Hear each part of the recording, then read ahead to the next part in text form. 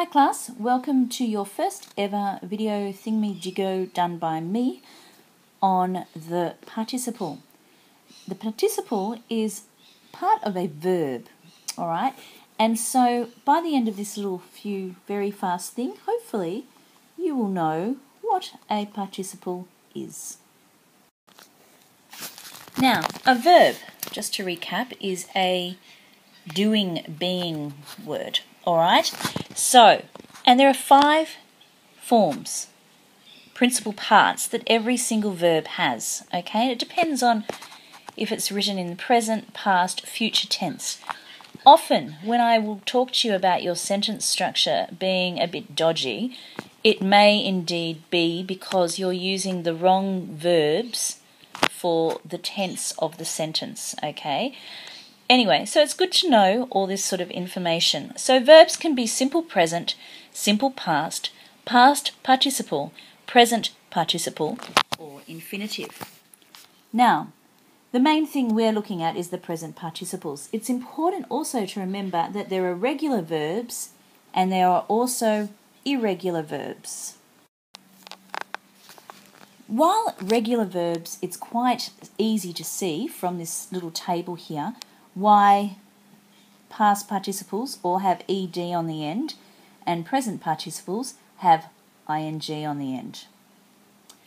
But irregular verbs can't be quite so easily assembled, okay?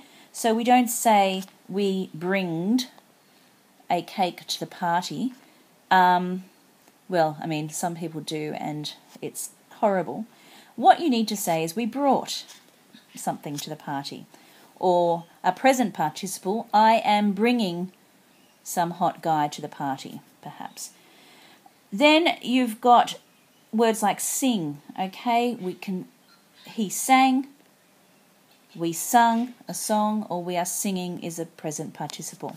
So that's basically how verbs change their form to suit the tense that the piece of text is in.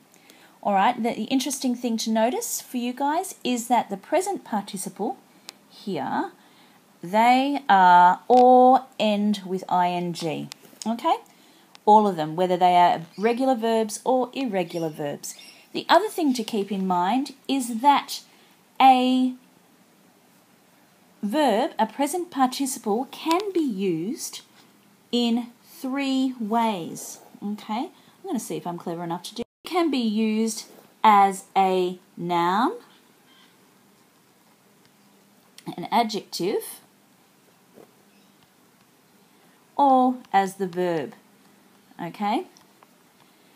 Now, this might be confusing, but perhaps if I give you an example, you might understand. So let's go with sneezing, okay? So sneezing, we'll go with sneezing as a verb, would be something like I was sneezing a lot, okay? As a noun, as an adjective, we'll go that sneezing boy is annoying. And if we wanted to do it as a noun, it would be this sneezing is driving me bonkers. Alright, so there are different uses, and that is something that you can be aware of with present participles. And why, you ask, do you need to know about these things? It is good for you to know these things because you are currently studying Wilfred Owen, who was strongly against war. He couldn't see what it achieved, he could only see the suffering that it caused. One of the things that he uses a lot of in Dulce Et Decorum Est, feel free to have a laugh at my pronunciation, is the present participle. Okay, he uses them a lot in this poem.